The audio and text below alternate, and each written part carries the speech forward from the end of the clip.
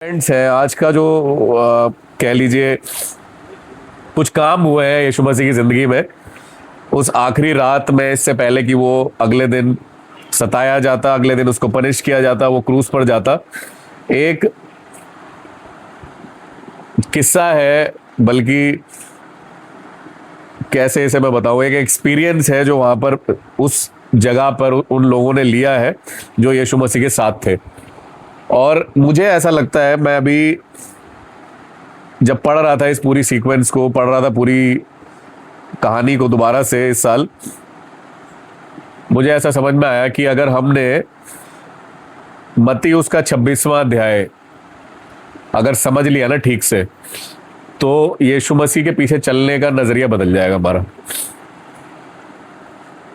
बहुत सारी चीजें हैं, मत्ती उसका 26वां अध्याय, यूहन्ना उसका 13वां अध्याय, दोनों में सेम चीजें हैं। कोई भी एक चैप्टर अगर हम पकड़ के, मैं सही बताऊं आपको, अगर हमने सीरियसली समझ लिया, केवल पढ़ा नहीं, बाइबल तो बहुत लोग पढ़ते हैं, पर अगर उसको पढ़ लिया और उसको समझ लिया कि ये सब क्यों हुआ था, हमारा माइंड बदल जाएगा। क्योंकि क्या है, नए नियम में क्या लिखा है? It's all about renewal of mind, मन बदलने के बारे में है। मैं बार बार इस बात को बताता हूँ कि फिजिकल चंगाई से बढ़ के जो है वो आदमी का दिल बदलना है। आदमी, मैं कल ही किसी की बात सुन रहा था, आप जिस भी परिस्थिति में हो ना, जो भी आपकी उम्र है, आप 10 साल के हो, आप 20 साल के हो, आप 40 साल के हो, 60 साल के हो, आप उस हालत में पहुंचे इसलिए हो, उस माइंडसेट में पहुंचे इसलिए हो क्योंकि आपके साथ पीछे के सालों में कुछ घटा है ना। हमारे कैसे दोस्त थे स्कूल में, वो हमारे बिहेवियर को सेट करता है। हमने क्या एक्सपीरियंस लिया अपनी नौकरी में, अपने स्कूलिंग में, अपने पेरेंट्स के साथ, वो हमारी पर्सनैलिटी और कैरेक्टर को बनाता है। पर बेवकूफ़ी पता क्या होती है, मसीह लोगों में हम लोग जो बहुत बड़ी गलती करते हैं वो ये करते हैं कि उसको हम खुदा बाप के ट्रांसफॉर्मेशन पावर से बड़ा बना लेते हैं कई बार। मैं थोड़े साधारण शब्दों में बताऊं तो वो ये है कि परमेश्वर जो हमारे अंदर बदलाव पैदा कर सकता है ना, हमारा ध्यान उस पर नहीं रहता कभी भी। अगर रहता होता तो हम एक फ्री लाइफ जी पाते हैं, हमारी जिंदगी में बदवाई ना आती कभी भी, हमारी जिंदगी में इश्यूज ना होते। इश्यूज होते भी तो हम उसको डील करने की ताकत पाते। पर कई बार हम लोग गलती ये कर जाते हैं कि हम जो हमारे एक्सपीरियंसेस है ना, और हमारा अनुभव है, हमारी नॉलेज है, हमारी पढ़ाई लिखाई है, इवन बाइबल हमने बहुत पढ़ ली है, हम चर्च में कितने सीनियर हैं, कितने टाइम से आ रहे हैं, ये सब चीज़ें ना हमको हमारे ऊपर हावी हो जाती है। और जो माइंड यीशु मसीह का है ना, क्या लिखा है कि तुम्हारा मन ऐसा हो जैसे यीशु मसीह का लिखा है ना, your mind should be like the mind of Jesus, ये बोला है, वो हो ही नहीं पाता लाइफ लॉन्ग। मैं इतने सालों की मिनिस्ट्री में इस चीज़ को देख चुका हूँ। लोग पूरी जिंदगी काट लेते हैं, फ्यूनरल भी हो जाता है, but they have not changed at all, बदले नहीं है। थोड़ा सा बदलते हैं फिर पीछे चले जाते हैं, थोड़ा सा बदलते हैं फिर पीछे चले जाते हैं, क्योंकि उन्होंने ये समझा है कि दुश्मन की अंधकार की सामर्थ्य जो है, आपने देखा है ना, मुझे नहीं पता आप लोग भी शायद करते हो, पता नहीं इस बात को। कई बार हम शैतान की बहुत चर्चा करते हैं ना, शैतान ने ऐसा कर दिया, शैतान ने वैसा कर दिया। मेरा सवाल होता है मसीह लोगों से, तो शैतान ज्यादा सामर्थ्य हो गया क्या यीशु मसीह से?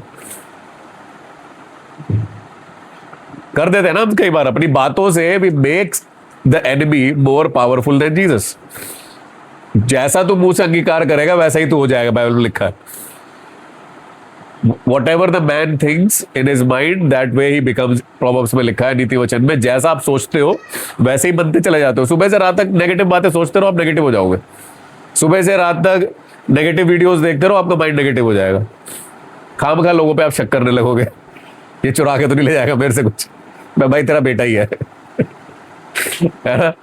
आप अपना माइंड खराब कर सकते हो।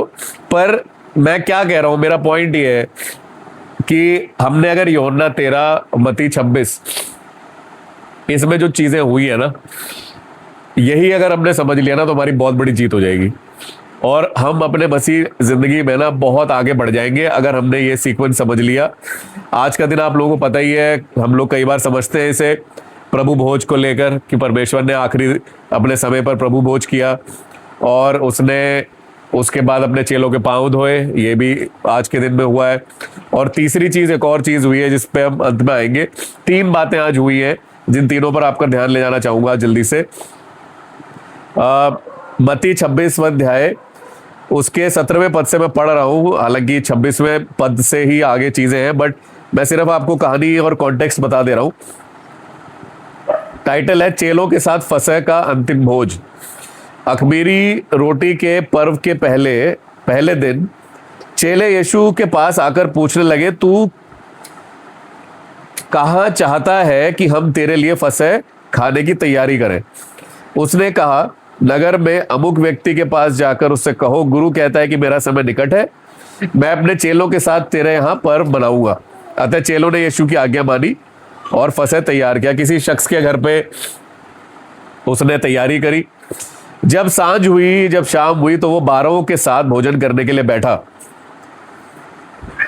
अब आप सोचिए, अभी हम लोग मीटिंग के बाद, हम लोग हर मीटिंग के बाद खाना खाते हैं, संडे को खाना खाते हैं, कॉटेज मीटिंग में हम लोग खाना खाते हैं।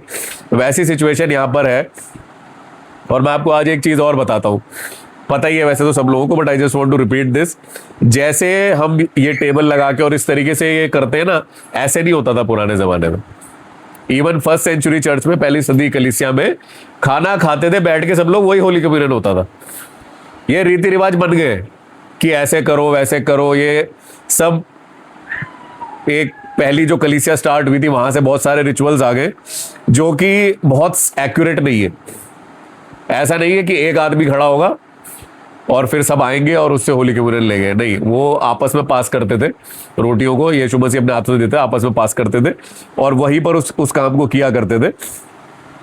आप अपने आप को इमेजिन करके देखिए, आप खाना खाने बैठे हैं, लिखा है जब वो खा रहे थे तो उसने कहा, मैं तुमसे सच कहता हूं कि तुम में से एक मुझे पकड़वाएगा। हम कितना सीरियसली इस स्टोरी को लेते हैं ना कई बार, पर ये बहुत बड़ा मजाक है। अभी मैं अगर खाने के टाइम पे कहूं ना, आप में से एक चोर है, कैसा लगेगा? आप सोच के देखिए ना। We have to imagine the Bible. मैं बार बार बोलता हूं ना, बाइबल हम इमेजिन, अगर हम अपनी आंखों के सामने विजुअलाइज नहीं करेंगे ना, मुझे बड़ा अच्छा लगता है। मैंने हालांकि वो मूवी देखी नहीं है, चोजन, जो बहुत लोग देखते हैं, और उसके कई बार मैंने सीन्स वगैरह देखे हुए। मैंने पूरी इसलिए नहीं देखी क्योंकि वो एक्यूरेट नहीं है कई जगहों पे, मैं खाम का कंफ्यूज नहीं होना चाहता उस चीज में। पर अच्छा है वो, 80-90% बहुत अच्छी डिपिक्शन दिखाई है। और क्योंकि वो मूवी है तो कई बार थोड़ा सा ड्रामा एक्स्ट्रा दिखाना पड़ता है, बहुत सारी चीजें एड ऑन है उसके अंदर, पर मुझे नहीं लगता कि कोई गलत डिटेल उसके अंदर है। तो उसमें जो वो दिखाते हैं ना, वो सही में, मतलब आप उस चीज को इमेजिन करिए, हम बैठे हुए हैं सारे टेबल पे और मैं कह लूंगा आप में से एक चोर है। कॉमेडी पता है क्या है? कॉमेडी ये नहीं है कि यीशु मसीह ने बोला कि आप सब चोर है, कॉमेडी है कि सब लोग वही बैठे हुए हैं, उठ के गया नहीं कोई सा। अगर मैं अभी बोल दूं तो अभी यहाँ कमरा खाली हो जाएगा, आप रखो अपना चर्च। बड़े आए बताओ, मीटिंग में ही बुला लिया और आए कह रहे चोर हो तुम, है ना? बात तो यही है, एक्चुअली बात तो यही है। पर आप ये सोचिए, वो इस बात को कह रहा है कि मैं तुमसे सच कहता हूं कि तुम में से एक मुझे पकड़वाएगा। इस पर वे बहुत उदास हुए। एक्सीलेंट बात है ये, समझने वाली हमारी। इस पर वे बहुत उदास हुए और हर एक उससे पूछने लगा, हे गुरु, क्या वो मैं ही हूं? उसने उत्तर दिया, जिसने मेरे साथ थाली में हाथ डाला है वही मुझे पकड़वाएगा। चेले यीशु मसीह से कितना प्यार करते थे ना, ये यहां दिखता है आपको। चेले कमजोर थे, हर चेला कमजोर था। आप बाइबल उठा के पढ़ लीजिए, 12 के 12 चेले, कहीं ना कहीं, मतलब सबकी तो नहीं लिखी हुई, पर जितने लोगों की लिखी हुई है, तारीफ कम बुराई ज्यादा करी गई है चेलों की बाइबल में, अगर आप पढ़ेंगे ध्यान से तो। वो उसने धोखा दे दिया, वो चोर था, उसने यीशु मसीह को पकड़वा दिया, पतरस ने इनकार कर दिया, योना और याकूब गुस्सा करते थे, थोमा शक्की था। बुराइयां ही लिखी है सबकी, तारीफ नहीं बताई गई ज्यादातर चेलों की। तो इससे क्या है भाई, मेरे लिए तो बहुत बड़ा इंकरेजमेंट है। मुझे आपका नहीं पता, मेरे लिए तो बहुत बड़ा इंकरेजमेंट है कि कमजोर और इम्परफेक्ट लोगों को परमेश्वर अपनी सेवा के लिए चुन सकता है। अगर वो परफेक्शन ढूंढ रहा होता तो मेरे लिए तो कोई उम्मीद थी नहीं। किसी के लिए कोई अपने आप को यीशु मसीह के सामने खड़े होकर नहीं कह सकता कि हम लायक हैं कि हम आशीष पाए, या हम लायक हैं कि हम कलीसिया में सेवा करें। कोई भी लायक नहीं है उस चीज के, पर परमेश्वर का अनुग्रह हमें वो ग्रेस देता है, वो हमें वो लायक बनाता है। और वो दुखी हुए बिकॉज दे लव्ड जीसस। वो सब यीशु मसीह को प्यार करते थे और हर एक शख्स ना उनमें से अपनी आइडेंटिटी छोड़ के आया हुआ था। कुछ जो मछुआरे थे उन्होंने छोड़ दिया था, अब नहीं करनी भैया, हो गया, तूने बहुत सारी मछलियां, उस दिन हमने पढ़ा ना, सबसे ज्यादा मछलियां जिस दिन उन्होंने पकड़ी है, बिजनेस में 1 करोड़ का फायदा हो गया है, उसी दिन छोड़ दिया कि अब नहीं कर रहे हैं। सोचिए आप कितना बड़ा काम किया है चेलों ने, हम कई बार इस बात पे ध्यान नहीं देते कि वहां पे लिखा हुआ है कि आज तक उन्होंने इतनी मछलियां नहीं पकड़ी थी कि एक नाव भर गई, दूसरी बुलवानी पड़ गई। और नाव और मछलियां पकड़ी कब है? दिन के टाइम पे, जब मछली पकड़ी नहीं जाती। मछलियां रात के टाइम पकड़ी जाती थी। पर उन चेलों को यीशु मसीह वो मुआवजा ही है, मिरेकल ही है ये नहीं कि मछलियां बहुत सारी आ गई। डबल मिरेकल है कि दिन में मछलियां, क्योंकि मछलियां दिन में देख लेती हूँ, भाग जाती इधर उधर, इसलिए रात में मछुआरे पकड़ते थे जाकर। और इतनी मछलियां कि एक नाव भर गई, दूसरा भी बुलाना पड़ गया। But you know what they understood, उनको क्या समझ में आया, और मसीह लोगों को ये बात समझ में आनी चाहिए कि आशीष से बड़ा आशीष का देने वाला है, बरकत से बड़ा बरकत देने वाला है। बचा के हम कुछ हासिल नहीं करने वाले, मैं सही बता रहा हूं। बाइबल में वो लड़का आया यीशु मसीह के पास और उसने कहा ना जीवन पाने के लिए मैं क्या करूं। तो खुदा बाप ने पहले यीशु मसीह ने उससे बातें की थोड़ी सी, फिर एंड में क्या बोला, अपना सब कुछ बेच के तो कंगालों को दे दे और मेरे पीछे हो जा। नहीं भैया, हम अपनी आइडेंटिटी कैसे छोड़ दें? मैं तो पकड़ के रखना चाहता हूँ अपना पैसा, अपनी पोजीशन, अपनी जो भी चीजें हैं, मेरा ईगो, मेरा गुस्सा, मेरा कैरेक्टर, मेरा नेचर, मैं तो पकड़ के रखना चाहता हूँ। मैं सारी चीजें पकड़ के रखूंगा पर चलता भी रहूंगा तेरे पीछे, पर मैं छोड़ूंगा भी कुछ नहीं। ऐसी वाली मसीहत हम चाहते हैं। पर ये सारे जो चेले थे ना, सब कुछ छोड़ के आए हुए थे। और आप में सब लोग इतना तो जानते ही हैं, आप लोगों को पता ही है कि इन लोगों को कैसी कैसी मौतें मिली हैं। पतरस को उल्टी सलीब, किसी को काट दिया गया बीच में से। They were willing to go all in, सब कुछ। वही तरीका है।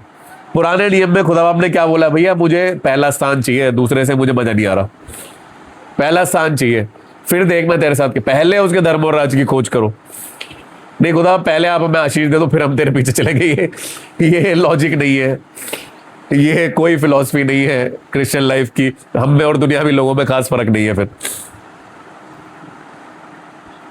मनुष्य का पुत्र जो तो जैसा उसके विषय में लिखा है जाता ही है, परंतु उस मनुष्य के लिए शोक है, यीशु मसीह कह रहे हैं, जिसके द्वारा मनुष्य का पुत्र पकड़वाया जाता है। यदि उस मनुष्य का जन्म ही ना होता तो उसके लिए भला होता। मैं आपको एक बात बताऊं, आज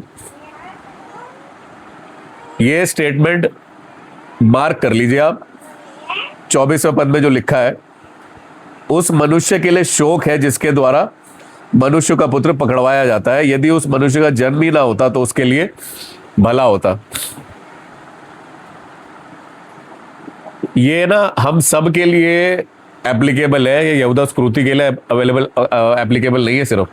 ये केवल उसके ऊपर बात नहीं हो रही यहूदा, ये जितने भी लोग यीशु मसीह के पीछे चलते चलते भी पूरे उसके नहीं हो पा रहे हैं ना, ये सबके लिए वो बात है। बिकॉज द रेस्ट 11 जो बाकी 11 थे ना, वो कुछ भी करने को तैयार थे। मार दो, गर्दन कटवा लेंगे, कोई दिक्कत नहीं है, पर चलेंगे यीशु मसीह के पीछे। और हम भी जो यीशु मसीह के पीछे चलते हैं ना, अगर हम वो 12वें के बारे में क्या लिखा, भला होता कि वो पैदा ही ना होता। क्योंकि ये पूरी तरीके से नहीं चल पा रहा ना, मैंने इसको अपने पास रखा। अभी बहुत सारी चीजें बताऊंगा मैं इसके बारे में। तब उसके पकड़वाने वाले यहूदा ने कहा, हे रब्बी, क्या वो मैं ही हूं? पता हम सबको है ना, हमारे इश्यूज हमको पता होते हैं, हमारा विश्वास की कमी हमें पता होती है, हमारा गुस्सा हमें पता होता है, हमारे कैरेक्टर के इश्यूज हमें सब कुछ पता होते हैं।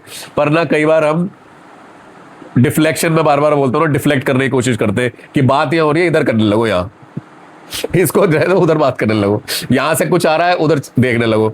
वचन किसी दिन हमको डायरेक्ट हिट करने लगता है तो चलो बच्चों से खेलने लगते हैं। छोड़ो, आज प्रचार ज्यादा ही हार्ड हो रहा है। हम डिफ्लेक्शन में की तरफ भागने लगते हैं। पर यहूदा ने क्या बोला? यहूदा ही बोला ना, वही गिल्टी था, वही बोला। बाकी उन्होंने बोला नहीं, क्योंकि उन्हें पता था मैं ही नहीं, हम तो मर जाएंगे यीशु के लिए। पर ही न्यू इट, वो गिल्टी था अंदर से, इसलिए उसने बोला। खैर आगे बढ़ रहे हैं। जब वे खा रहे थे तो यीशु ने रोटी ली और आशीष मांगकर तोड़ी और चेलों को देकर कहा, लो खाओ, ये मेरी देह है। फिर उसने कटोरा लेकर धन्यवाद किया और उन्हें देकर कहा, तुम सब इसमें से पियो, क्योंकि ये वाचा का मेरा वो लहू है जो बहुतों के लिए पापों की क्षमा के निमित्त बहाया जाता है। मैं तुमसे कहता हूं कि दाख का ये रस उस दिन तक कभी ना पीऊंगा जब तक तुम्हारे साथ अपने पिता के राज्य में नया ना पीऊं। फिर वो भजन गाकर जैतून पहाड़ पर गए। यहां पर उसने वो कवनेंट या कह लीजिए प्रभु भोज सबके सामने निर्धारित किया, सेट किया कि मेरे आने तक, लूका उसके 22वें अध्याय 19वें पद में लिखा है, मेरे स्मरण के लिए ये किया करो।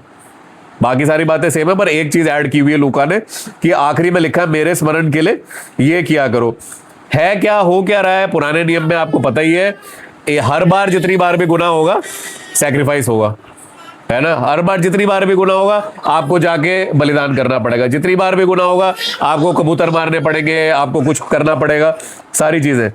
पर यहां पर वो फाइनल है, फाइनलाइज हो गया कि अब किसी सैक्रिफाइस की जरूरत नहीं है। ये मेरा शरीर है, ये मेरा लहू है, ये एक खाना नहीं था, दिस वॉज नॉट अ मील, पर ये एक नई कवेनेंट थी। ओल्ड कवेनेंट, पुरानी कवेनेंट में बार बार सैक्रिफाइस मांगे जाते थे, पर यीशु कह रहा है कि मैं खुद ही आपके लिए फाइनल सैक्रिफाइस हूं। मैं भी क्यों कह रहा था कि ये वाला अध्याय हमें समझना बहुत जरूरी है, क्योंकि दुनिया भर की कलीसियाओं में ना होली कम्युनियन को एक रिचुअल की तरह लिया जाता है, खासतौर से हमारे देश में, क्योंकि और भी रिलीजन्स में इस तरीके की चीजें होती हैं, तो हम भी कई बार ना, हमें लगता है क्रिश्चियन प्रसाद बट रहा है। सच्चाई यही है ना, ले लेते हम भी जाके। कई लोग ऑफेंड हो जाते हैं अगर उन्हें मना कर दो कि भाई साहब आप मत लो। इन चीजों के पीछे लड़ाइयां होती हुई देखी है मैंने चर्चेज में, हमें अलाउ नहीं करा, उनको अलाउ कर दिया, ये वो दुनिया भर की चीजें हैं, बहुत सारी गलत इंटरप्रिटेशंस हैं इस चीज को लेके। पर मुद्दा ये है, मैं जाऊंगा तो समय ज्यादा लग जाएगा, पर मैं आपको वैसे ही बता दे रहा हूं। पौलुस ने जब इस बात को बताया ना, रिपीट करा, और उसने ये सारी दोबारा से चीजें समझाई, तो पौलुस ने एक बात को बोला, कम्युनियन को कैजुअली मत लेना भाई। इसके लिए जब खड़े हो ना, जब इस मेज में खड़े हो और जब हाथ में वो कप लेके खड़े हो, तो याद करना कि यीशु मसीह ने ये मेरे और आपके लिए किया है। ऐसे नहीं बस आए खड़े हो, अच्छा आज तो फर्स्ट संडे है जी, होली कम्युनियन होगा, चलो हम भी ले लेते ना। रिमेंबर द सैक्रिफाइस, ये कमांडमेंट है यीशु मसीह की। Do this in remembrance of me. उसने इस बात, वो मतलब आज्ञा दी है उसने कि मेरे बलिदान को याद करो। और ये बलिदान हमें अगर जिंदगी भर याद रहा ना, बहुत से काम जो हमसे डेली बेसिस पे हो जाते हैं ना, वो हम करेंगे ही नहीं, मैं आपको बता रहा हूं। क्योंकि हमें समझ में आ जाएगा यार हम क्या कर रहे हैं, ये किस तरीके का स्टेप ले लिया मैंने, ये किस तरीके की बात कर ली मैंने, ये क्या देख लिया मैंने, ये क्या काम में मैं अपना हाथ लगा रहा हूं। हमारी सोच बदल जाएगी, और चीजों में जो हम कई बार अपने दिमाग को कहीं से शुरू करते हैं, फिर वो 1000 पर रुकता है जाके, वो चलना बंद हो जाएगा हमारा। हमको खुदा बाप का सैक्रिफाइस, यीशु मसीह का सैक्रिफाइस याद रखना जरूरी है। Never take the communion casually. अपने इस दाम को याद रखें, प्राइस को याद रखें कि हम मेरे और आपके सैल्वेशन के लिए क्या प्राइस पे किया यीशु मसीह ने, और एक ऐसी जिंदगी जिए जिससे पता चले कि हाँ यार, हमको पता है कि यीशु मसीह ने मेरे लिए क्या किया है। अब मैं कैजुअली नहीं जीने वाला अपनी जिंदगी, मैं अपनी जिंदगी की इंपॉर्टेंस समझूंगा कि मेरे ऊपर बुलाहट क्या है, मुझे परमेश्वर ने किस वजह से बुलाया है। आगे बढ़ रहा हूं मैं, यूहन्ना उसका 13वां अध्याय, सेकंड पार्ट में चलेंगे इसके।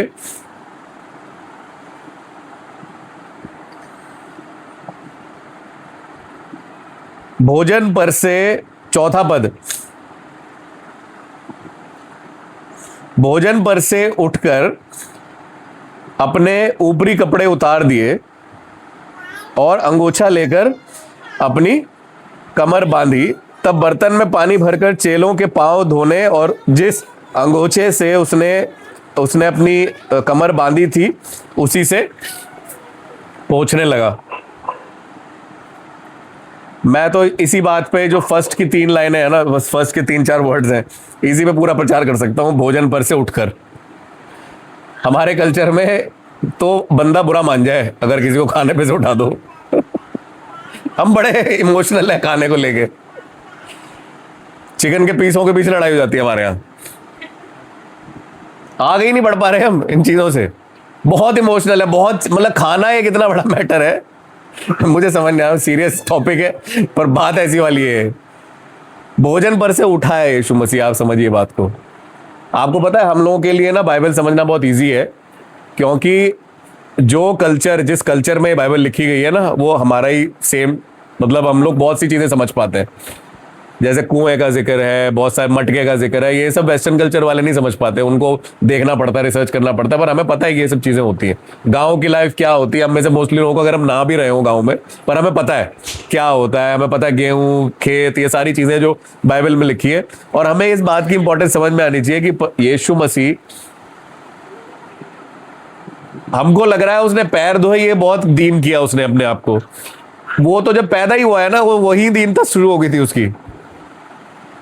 महल में भी पैदा हो सकता था ना, वो चरनी में पैदा हुआ, वहीं से दीनता शुरू हो गई थी। हम अक्सर इस बात को बताते हैं, हम्बल्ड हिमसेल्फ, और उसने चेलों के पाँव दे। नहीं भाई, वो आ गया ना नीचे, उसकी नेचर है। मुझे और आपको अपने आप को दीन बनाना पड़ता है, पर वो ऑलरेडी दीन है। ये दो चीजें अलग होती हैं। दीन बनाना ये होता है कि आपको किसी ने आपसे किसी ने बदतमीजी करी और आपने अपना मुंह बंद कर लिया, ये होता है दीन बनाना। दीन होना ये होता है आपसे किसी ने बदतमीजी करी, आपको फर्क ही नहीं पड़ा, आप हंस के निकल गए, ये होता है दीन होना अंदर से। दो अलग बातें हैं। एंड यीशु मसीह के नेचर में थी दीनता। भोजन पर से उठकर उसने अपने कपड़े, ऊपर के कपड़े उतार दिए, कमर बांधी, फिर पैर धोने लगा, साफ करने लगा, टॉवल से, अंगोछे से डिसाइपल्स के, अपने चेलों के पैर पोंछने लगा। राजाओं का राजा, प्रभुओं का प्रभु हम उसको बोलते हैं। वो इस समय वो काम कर रहा है जो नौकर करा करते थे उस जमाने में। जो काम नौकर सर्वेंट्स किया करते थे ना, पैर धुलाने के, वो काम कर रहा है। और सोचिए आप इस बात को, क्या कर रहा है वो। अभी हमने इससे पहले क्या पढ़ा है मत्ती में, कि उसने बोला एक आदमी मुझे पकड़वाने वाला है, और कौन बोला बीच में? यहूदा। अब वो यहीं पर यहूदा के पैर धो रहा। आप सोचिए, मेरी आपकी किसी से दुश्मनी हो, मुंह ना देखें उसका, पैर धोने तक तो बहुत ही आगे का लेवल हो गया। किसी ने हमारे साथ कोई झंझट करा, हमें पता होगी हमारा धोखेबाज है। पैर, भाई पैर मैं कहीं और दे सकता हूं, धो नहीं सकता, आ जा तू अलग। पैर धोने होने तक की लेवल तक नहीं बात हो सकती। But this is what is shocking about this whole story. ये इतना शॉकिंग है ना ये, कि जो यहूदा उसे बिट्रे करने वाला है, जो पतरस उसको अभी 3 बार इनकार करेगा थोड़ी देर बाद, एक छोटी सी लड़की से डर के, वो उसके पैर धो रहा है।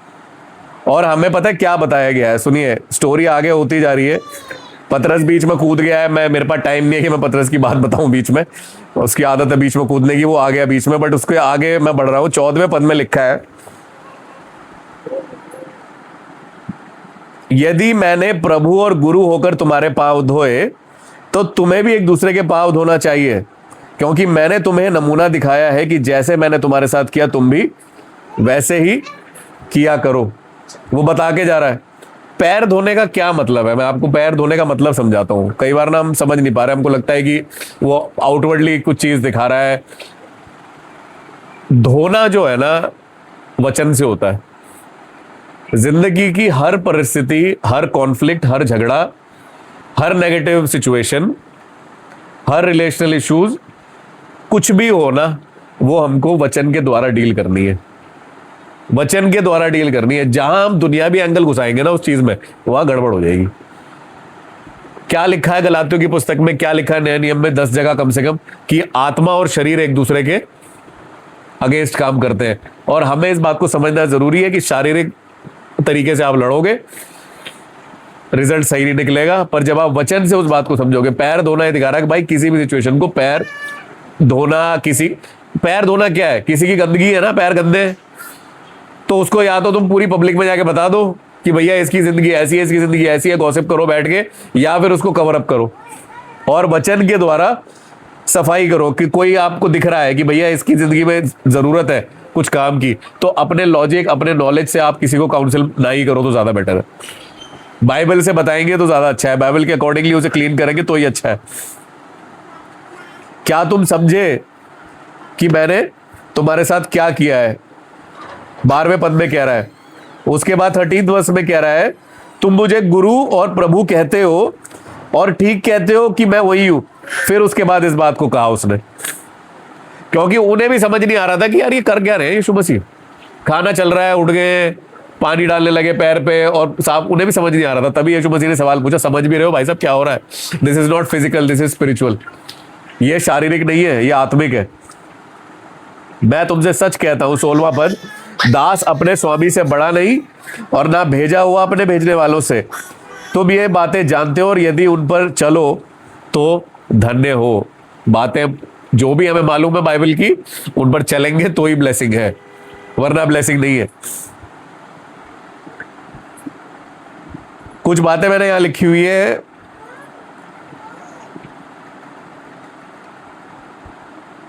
अगर सारी परिस्थिति अपने अनुकूल हो, कंफर्टेबल हो, तभी खुदा का काम करें तो बहुत बड़ा काम नहीं है। विपरीत परिस्थितियों में परमेश्वर के साथ चलते रहे, विपरीत परिस्थितियों में फेथफुली, विश्वास योग्यता के साथ परमेश्वर के साथ चलते रहे, तभी हम विश्वास योग्य चेले कहलाते हैं। लास्ट पॉइंट पे चल रहा हूं मैं, मत्ती उसका 26वां अध्याय,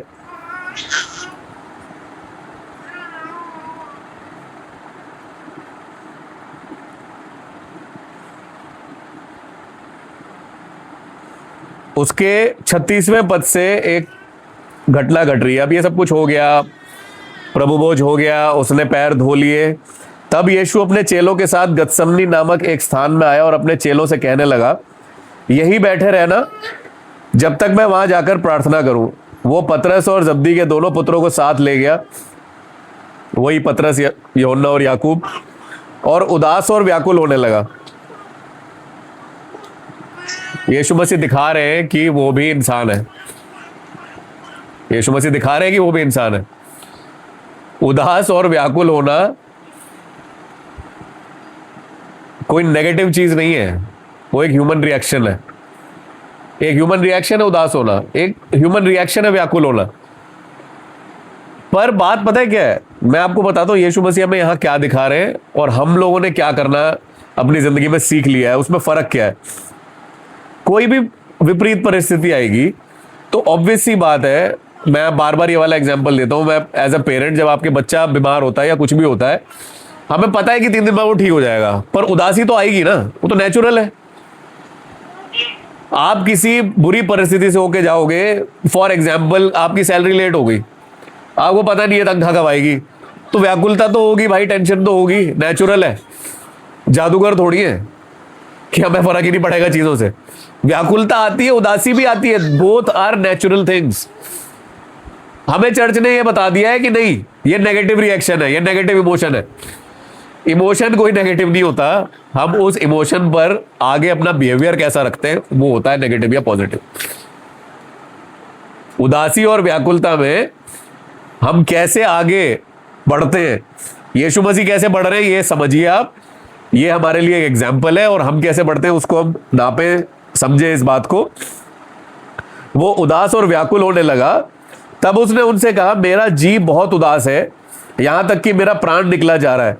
तुम यही ठहरो और मेरे साथ जागते रहो। सपोर्ट मांग रहा है अपने दोस्तों की, ऐसे दोस्त जो उसके सामने खड़े भी नहीं होते। कोई नहीं, यीशु मसीह के सामने उसके चेलों की कोई वक़्त है, आप मुझे बताओ। यीशु मसीह खुदा का बेटा है, ये कमजोर लड़के हैं, इन्हें पता नहीं जिंदगी में करना क्या है, ये बस चल दिए सब कुछ छोड़ के बस फेथ पे, पर वो फिर भी उनकी मदद मांग रहा है। इसीलिए ना कम्युनिटी जरूरी होती है, इसीलिए दोस्ती जरूरी होती है, इसीलिए एक कलीसिया जरूरी होती है। मैं आपको बता रहा हूं, जितने भी लीडर, जितने भी कलीसिया के सीनियर लोग या जितने भी कलीसिया के पुराने लोग, उन्हें लगता है ना कि हम अपने लेवल वालों से ही बात करेंगे, बहुत बड़ी गलतफहमी है।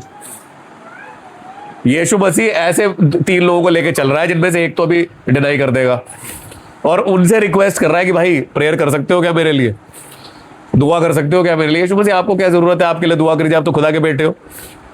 पर वो फिर भी इस बात को कह रहा है, ये हमें सिखा रहा है यीशु मसीह। मैं आपको इसलिए बता रहा हूं, ये दोनों चैप्टर आपने समझ लिए ना, आप पूरी मसीह जिंदगी समझ जाओगे कि है क्या। यारी, दोस्ती, रिलेशन, औहदे और ये सब देख के नहीं बनाए जाते, सिर्फ ये देख के बनाए जाते हैं कि यीशु मसीह के पीछे चल रहे हो कि नहीं चल रहे हो। बस एक दिन यीशु मसीह प्रचार कर रहे थे, ठीक है, उसके चेले आए, कहते हैं वो तेरी मम्मी आई है बाहर, तेरे भाई भी आए। अरे कौन, याद आ गया ना आपको? अरे कौन है भाई? मैं मीटिंग में हूँ, मेरे मम्मी और मेरे भाई अगर प्रचार में नहीं बैठे हुए तो मेरे माँ और भाई नहीं है। मेरी माँ और मेरा भाई वो है जो मेरे पिता की मर्जी पे चलता है, वो जो मेरे पिता की मर्जी पे चलता है। अब ठीक है, कोई नहीं है मुझे डिनाई कर देगा, ये ऐसे है, ये वैसे है, ये गुस्से वाला है, सारी चीजें ठीक है, पर ये मेरे पिता के पीछे चल रहे हैं। ये अपना पूरा करियर छोड़ के आया हुआ है, इसने अपना प्रोफेशन छोड़ दिया, इसने अपनी चीजें छोड़ दी, ये सब कुछ छोड़ के मेरे पीछे चल रहे हैं, यही मेरे भाई है। इसीलिए कलीसिया की स्थापना हुई है, यहां पर कलीसिया की स्थापना हो रही है। और उसने पतरस के लिए ही बोला था ना, मत्ती 18वें अध्याय में, कि तू पतरस है, तेरे ऊपर मैं कलीसिया बनाऊंगा।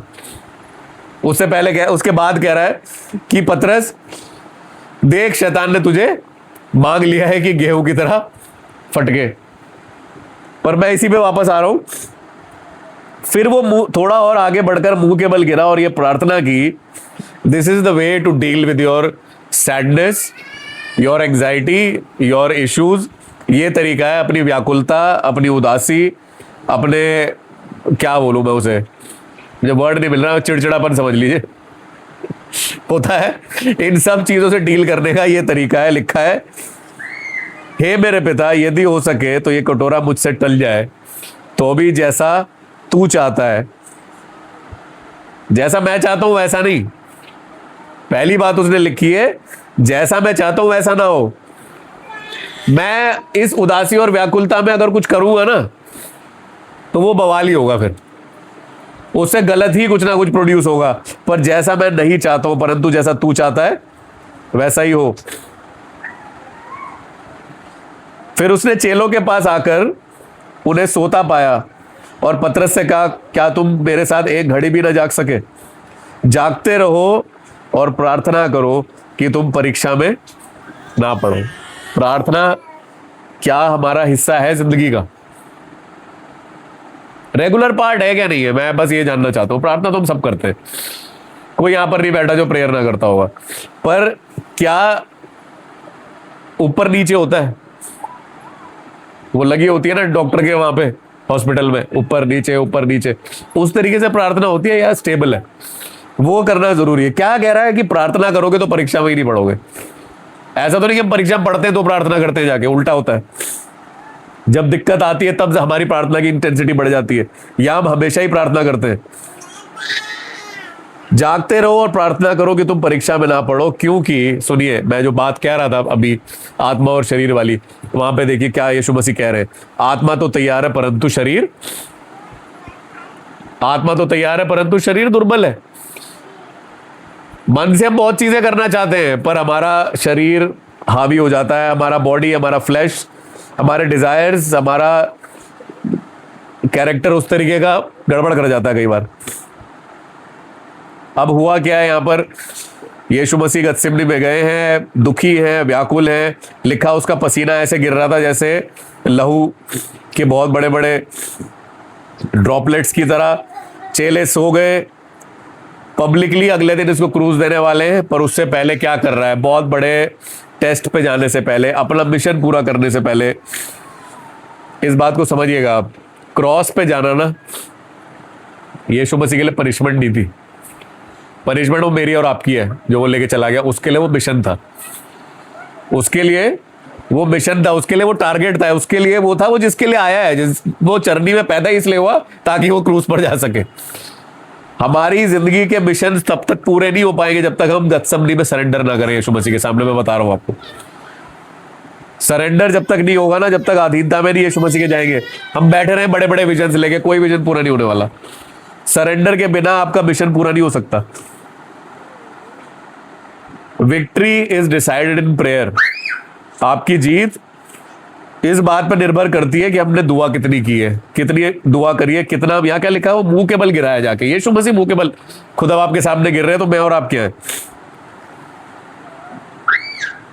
घबराना, परेशान होना, क्या कह रहा है कि हो सके तो पहला मतलब उसको भी टेंशन हो रही थी ना, हो सकता है मैं हार जाऊं, खुदा बाप क्या पता मैं कल भाग जाऊं, वो मुझे पकड़ने आए, मैं डर इधर उधर ना निकल जाऊं कहीं, हो सके तो ये प्याला मेरे सामने से टल जाए, पर मेरी नहीं। इब्रानियों की पुस्तक उसका 5वां अध्याय 7वां पद निकाल के जल्दी से पढ़ेंगे, इसके बाद मैं आगे बढ़ूंगा। यहां पर एक बात लिखी है जो बतानी बहुत जरूरी है। लिखा है, यीशु ने अपने देह में रहने के दिनों में ऊंचे शब्द से पुकार पुकार कर और आंसू बहा बहा कर उससे जो उसको मृत्यु से बचा सकता था, यानी खुदा बाप, उससे प्रार्थनाएं और विनती की और भक्ति के कारण उसकी सुनी गई ऊंची ऊंची आवाज में। यीशु मसीह के टाइम पे ये कोटेशन फेमस नहीं थी कि आदमी रोते नहीं है। आजकल बहुत चल पड़ा है ना, बहुत सारे आदमी नहीं रो सकते, आदमियों का रोना कमजोरी दिखाता है, मैन शुड नॉट क्राई। और यीशु मसीह के बारे में लिखा है कि वो जोर से पुकार पुकार कर और आंसू बहा बहा कर खुदा बाप के सामने आने का तरीका यही है। Not my will but yours, मेरी नहीं पर तेरी इच्छा पूरी हो। आप फर्क देखिए, मैं खत्म कर रहा हूं बस, आखिरी में 2-3 चीजें बता रहा हूं। आप फर्क देखिए, एक ही रात है, एक ही माहौल है, एक ही जगह, एक ही टेबल है, उसमें कितने लोग हैं? एक धोखा देने वाला है, अभी जाके वो यीशु मसीह को चूम लेगा और फिर उसे पकड़वा लिया जाएगा। दूसरा पतरस है, वो अभी तो बैठा है पर वो 3 बार डिनाई कर देगा। और यूहन्ना और याकूब जो पतरस के साथ गए थे, यहां यीशु मसीह दुआ कर रहे हैं, वो सो रहे हैं। माहौल सेम है, नींद से जूझने वाले लोगों इंसोम्नियक्स।